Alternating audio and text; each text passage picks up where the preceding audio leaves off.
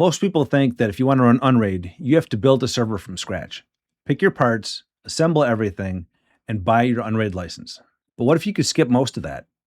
Today, we're looking at the LinkStation N1, a diskless NAS that ships with Unraid Starter license already included. Transparency note here, this unit was sent to me for review, but all the opinions and testing on this video are my own.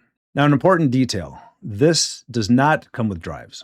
You still need to install your own storage. It supports two 2.5-inch SATA drives and 4 NVMe drives. So this isn't a buy it and turn it on device, but it is buy it and skip the hardware build and license purchase. So the real question is, should you buy this or build your own? Let's break it down. This unit runs on the Intel Celeron N5105 quad-core, low-powered 10-watt TPU. It comes with 16 gigs of RAM, 128 gigabyte internal storage, 2.5 gig Ethernet connection, USB-C, USB 3.2, HDMI, audio out.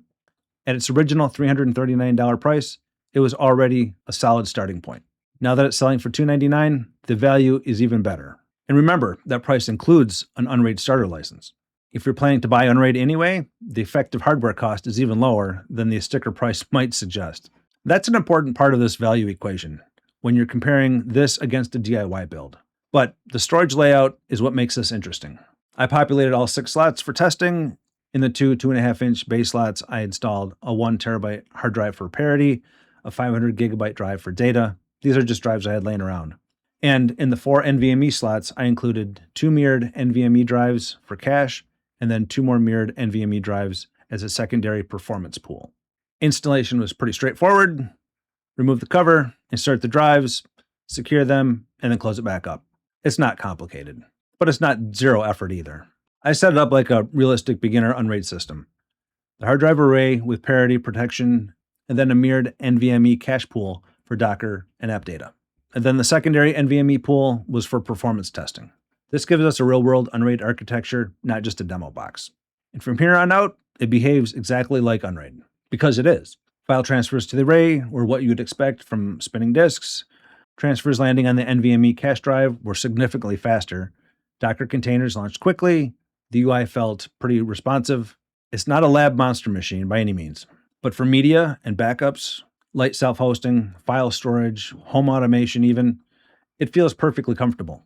Let's talk about something that people actually care about, Plex.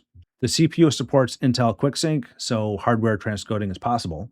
With hardware acceleration enabled, I tested 1 1080p transcode, 2 simultaneous 1080p transcodes, and a 4K to 1080 transcode. Playback was smooth. The CPU usage stayed reasonable. This isn't built for 10 remote users hammering it all at once though. But for normal family Plex setups, it holds up well. Using a kilowatt power device, I measured power consumption at several different stages: idle with the drive spun down, idle with the array active, file transfers under load, and during Plex transcoding. The numbers were impressively low for a fully populated 6-drive system. And this is where the appliance-style systems really shine. If you care about running something 24/7 efficiently, this is going to draw a lot less power than many DIY tower builds. Efficiency is part of the value here. The noise levels were modest. It's not silent, but it's not intrusive. Under load, the thermal stayed controlled. This is clearly designed to be a compact, efficient system, not a high wattage performance box. Now let's talk about the trade-offs here. First, the license. It includes Unraid Starter, which gives you 1 year of updates. After that, you'll need to renew or upgrade if you want continued updates. Second, expansion.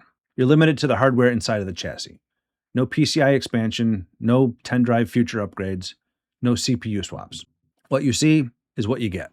One of the things I did run into during testing was that one of the drive activity LEDs stopped working. The drive itself continued functioning normally, and I didn't experience any data or performance issues. So this appears to be a cosmetic issue rather than a functional one. But it's worth mentioning in the interest of transparency.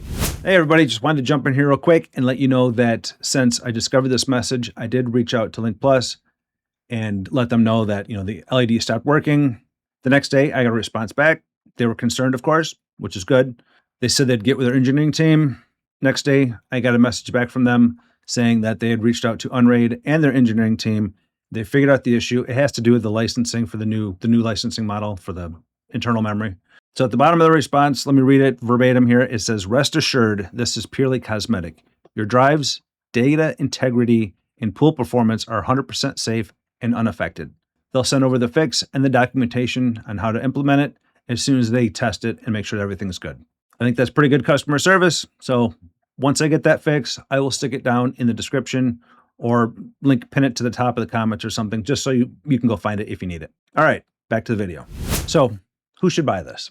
Buy this if you don't want to build any hardware. You just want Unraid without researching compatibility. You want something compact and efficient, and you're okay with the 6 drives being your ceiling. Also, if you want a predictable power usage and a small footprint, maybe if this is your first time home server, this is a very clean entry point. But who should build instead?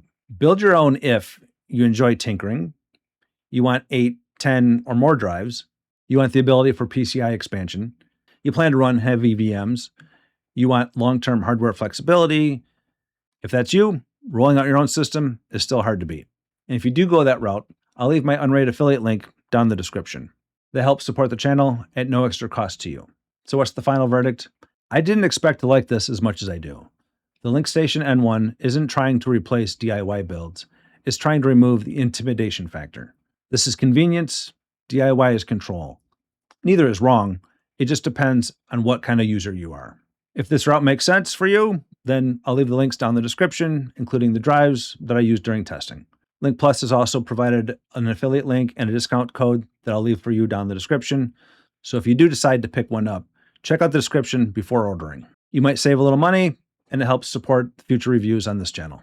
And if you're new to Unraid and looking to learn from the ground up, I'm currently working on a complete Unraid Foundation series that will walk through everything from installation and storage to Docker setups, containers, and doing ongoing maintenance. If you want to follow along, ask questions, or share your build, the Discord link is below. That's where most of the community is going to be hanging out, so make sure you're subscribed. And I'll see you in the next one.